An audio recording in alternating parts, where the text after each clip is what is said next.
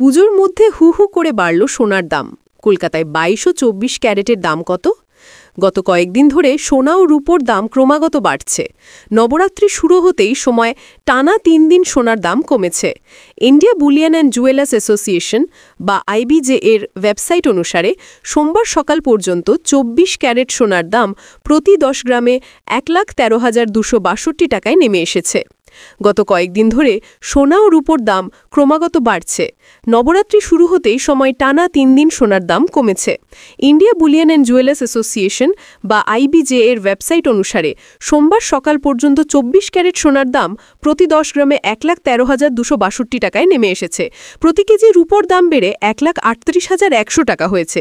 যেহেতু বাজার শনিবার এবং রবিবার বন্ধ থাকে, তাই শুক্রবারের বন্ধের দাম সোমবার বাজার পর্যন্ত বৈধ ছিল। আজ সপ্তমী 29 সেপ্টেম্বর সোনার দাম কতটা কমলো বা বাড়লো জেনে নিন। 22 ও 24 ক্যারেট সোনার দাম কত?